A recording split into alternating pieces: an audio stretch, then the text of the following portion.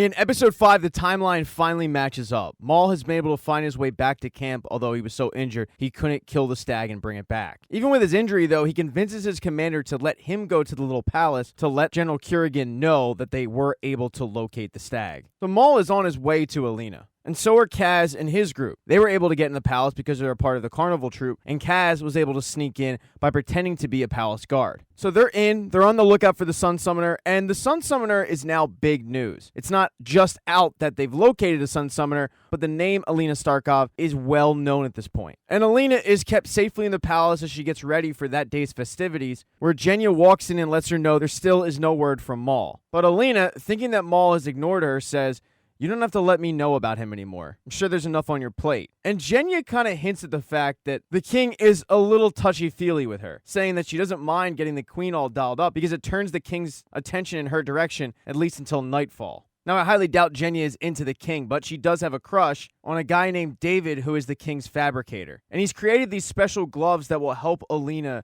split the light. But Alina actually doesn't need them, saying thanks but no thanks. After he leaves, Alina does make mention to Genya that it's pretty obvious she's a thing for this guy. And while he hides it, seems like the feeling's a little bit mutual. Later on, though, Alina looks outside and sees the festivities going on and wants to go out. Genya doesn't think it's a good idea, but eventually is convinced to do so. And that carnival troupe that Kaz's group is with was doing a performance about the Sun Summoner, which is a little awkward for Alina because the girl looks nothing like her, and the girl is unaware of the fact that she's actually performing in front of the Sun Summoner. But as Genya is trying to get Alina back in the castle, they're speaking so loudly that Jesper overhears this. So Jesper is aware of what the Sun Summoner looks like. But after this performance, Kaz's group gets together and discusses how they're going to go about kidnapping Alina. And while Kaz was casing the place, he noticed that there's a secret room that they're probably going to keep Alina in after the performance. The only problem is normal people can't get into it, but the conductor has a way to pick the lock. So he is instructed to sneak in, and he will be the one to kidnap Alina.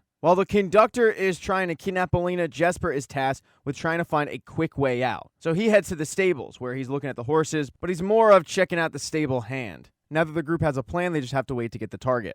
And the target is inside the palace as she's speaking to General Kurgan about how her entire life she's kind of felt like an outsider. Until recently. Now she finally feels like this is where she belongs. And not just to the palace, but she feels like she belongs to something greater. Like she can offer Grecians and Rafgans hope. He looks longingly in her eyes, telling her that she means a lot to everybody. And that's when she walks over and kisses him. Now, a short time later, the party guests arrive. And basically everybody in Ravka that has a modicum of power is invited. Everybody except for one particular West Rafkan general. It's the same guy who's been stirring some shit up. And he's continued to bang the drum that West Rafkan needs to secede, form their own country. And in his last rally, he even had some Furigan delegates. So he's definitely gaining support. And for him to show up at this party, it would be like he would be walking into enemy lines. It's one of the reasons why tonight's performance with Alina needs to go off without a hitch, because it could alter who people support. And Alina gets up on stage in front of everybody, including Kaz and Inej, who are dressed up like palace guards, and she puts on a great performance, lighting up the entire room. But instead of cheering, people make the sign of the cross and genuflect in front of her, including Inej. After the performance, Kaz and Inej do not let Alina out of their sight, because while he was casing the place, Kaz noticed that there were two of the same coat, which means that they were going to have a body double. Kaz figured that they would have a body double for the reception, and that's who Kaz sent the conductor to go get. He never actually told the conductor this, though. The conductor fully believes that he's after the true Alina Starkov. And Kaz knew the whole time that the conductor was going to get caught. But he tells Inej that the conductor sealed his fate when he met with Zlatan, the West Rafkan general, figuring that they were meeting about the fact that he was on his way to kidnap the Sun Summoner. Because Zlatan and the conductor were two guys that profit off of the Fold's existence. Now, on the outside of the palace, Maul and another member of the First Army have arrived with news about the stag for General Kurgan. They have to talk their way into the palace, but once they're in, they both meet with Kurgan. Although once Kurgan realizes that it's Maul, he sends the other guy packing so they can have a private conversation with Maul. And he wants Maul to show him on a map exactly where he saw the stag, but Maul says, no, I want to see Alina Starkov first. We're friends. And even though General Kurgan knows exactly who Maul is, he acts like he doesn't, saying, you know, everybody says they're friends with her. Give me something that a normal person wouldn't know. What's her favorite flower?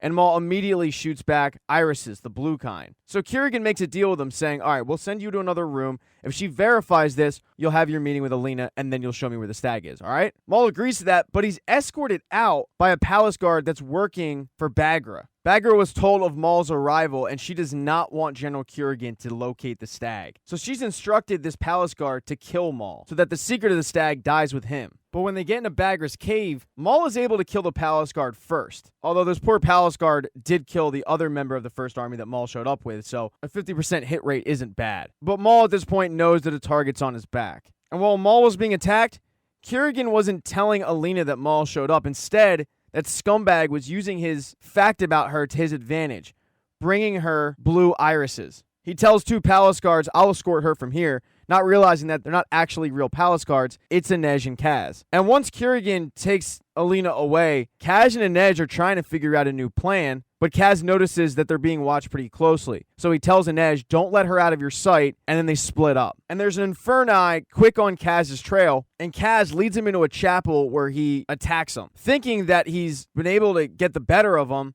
but as Kaz is walking out, the Inferni jumps up, is ready to hit him with a fireball, but then all of a sudden he's killed because Inej, standing on top of a balcony, threw a knife in his head, breaking her rule but saving Kaz's life in the process. The only bad part is they've lost track on where Alina is. And Alina was escorted by General Kurgan back to his room, where they started fooling around, but then they're interrupted when Kurgan is notified that Genya and the body double were attacked, an attack that was meant for Alina, and they've got the subject in custody. So Kurgan leaves Alina in the room to go tend to this matter, but that's when Bagheera shows up using a secret door, saying to her, we got to get you out of here now. Alina can't figure out why they're leaving, saying we should probably get the general involved, and Bagheera says, I'm trying to save you from the general. He intends to expand the fold and use it as a weapon. That's what he created it for in the first place. Alina is in denial about all of this, saying, I don't know if the heat's getting to you, but he didn't create the fold. The Black Heretic did. And he wanted me to train so I could get stronger to destroy it. And Bagheera asks her, did he? Or did he distract you with dreams of a future with him? Alina is still in denial about all of this, so Bagheera gives it to her bluntly, telling her he is the Black Heretic. He chose a regular name to hide after creating the fold. And Bagheera knows all of this because Bagheera is General Kurgan's mother. She tells Alina that Alexander didn't care about the people that he killed when he created the fold. People that eventually became the Volcra. Men, women, and children. And since creating the fold, he's served many kings, had many different names, faked many deaths. But the whole time he was waiting for Alina to show up. And now, with Alina, he'll be able to finally enter the fold and weaponize it as he's always planned. With her, he's unstoppable. Alina at this point is still in a little bit of disbelief, but Bagheera continues, saying that he's always been obsessed with hunting the Bonesmith's creatures, which includes the stag, something that Alina narrowly gave him. She tells Alina, you have to hide. But Alina says, I'll stay, I'll fight. And Bagheera laughs at her, saying, you're not strong enough to fight him. I mean, I thought I had more time to prepare you, but this'll have to wait. She then gives her directions down some secret hallways, telling her to make a right at a fork in the road, stay there, and wait for her until she can formulate a plan. But Alina doesn't do that, instead taking the left, which leads her out of the palace. And when she gets outside, she sees a carriage with a trunk and decides to hop in it, not realizing that that's the very carriage that Jesper is planning on escaping with. And Jesper saw Alina get in it, so he can't believe his luck. And when Kaz and Inej come out, they're a little disappointed because they have no idea where the Sun Summoner is. And Jesper is laughing the whole time because she literally walked right into their carriage. So Inej, Kaz, and Jesper hop on the carriage and just ride right out of the castle. Bagheera, however, went to go confront Kurgan, telling him that she killed the soldier who had located the stag. She's completely unaware that Maul is alive. Not only is he alive, he's listening in on this whole conversation behind a tree. She then yells at him for trying to use Alina against the rest of the world, but he corrects her and says, you mean against the rest of our enemies? Without me, there's just her standing alone. She's all that matters now. She is the future. But Bagheera cuts him off and says, yeah, okay, but where is she? And Kurgan gets right up in her face and says, if you put her in harm's way, think about what I'll do to you. He starts to walk away, but Bagheera isn't done, telling him, I'd reckon you need a skilled tracker at this point to find her. Thanks for checking out this recap. Please consider subscribing to this channel. Like the video if you liked it. Hit thumbs down if you don't. Be nice in the comments section. Nasty comments hurt my feelings. I work hard on these. If I make a mistake, it happens. If you don't see the next video up in the end screen, it'll be up soon. Sharing is caring. Put it on your MySpace page or your away message. And check out my podcast, Scene Invaders, wherever you listen to podcasts.